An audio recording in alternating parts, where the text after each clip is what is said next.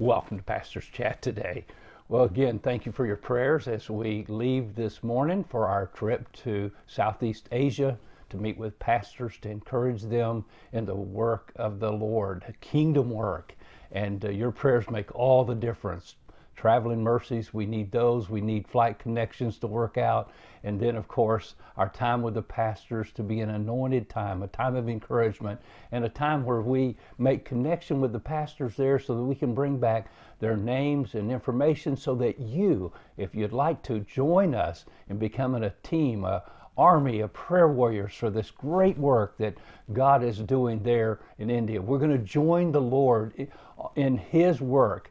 He's already doing it. All we do is see where He's at, and He's the master, we're the servants, and we join Him and we go on mission with Him. And you can do that by prayer. You can do that through prayer. And we'll help you pray specifically if you'll contact us, as we'll post in our blog today. Well, thank you again for your prayers as we leave this morning for this trip. Now, we've been looking at Luke chapter 9, where Jesus is on the Mount of Transfiguration, and He's praying with Peter, James, and John, and He's transfigured before them.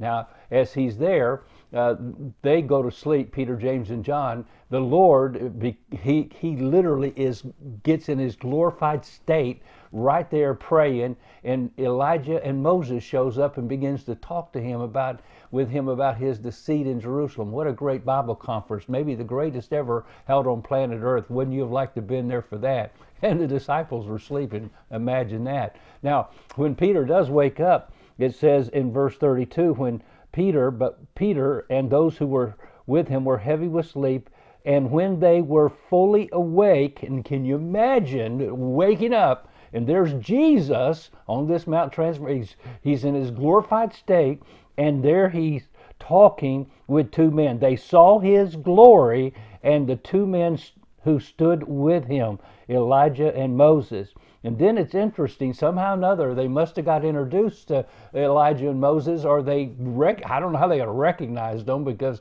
they wouldn't have had pictures of them back in them days.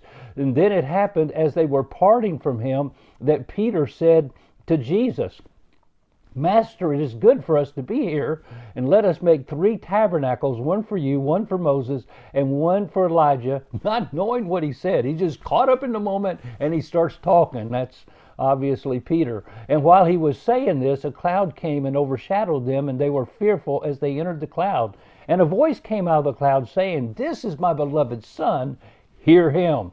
And when the voice had ceased, Jesus was found alone, but they kept quiet and told no one in those days any of the things that they had seen. Now, this is really interesting, because Peter sees this glory of the Lord. He sees Elijah and Moses and said, "Let's build 3 tabernacles. Hey, let's stay up here. Let's just enjoy this glorious moment. Let's forget about the cross."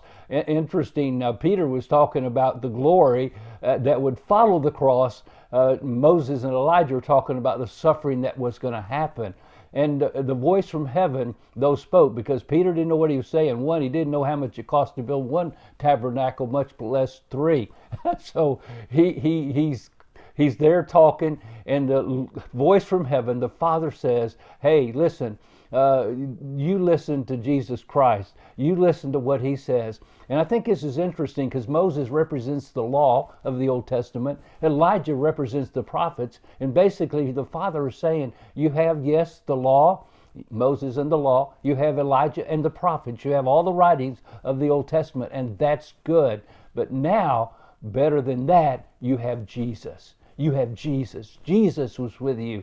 Jesus is speaking. You'll see and hear Him as we read through the New Testament, the words of Jesus Christ. And it's great to say, "Oh, wouldn't I like to have been there with Moses in the wilderness, seeing those miracles in Egypt and such, or with Elijah and seeing the miracles and all the great things he performed." But that's great. But my friend, you have Jesus, and you have Jesus today, and He's with you. He lives in you. He walks with you. He said, "I'll never leave you nor forsake you."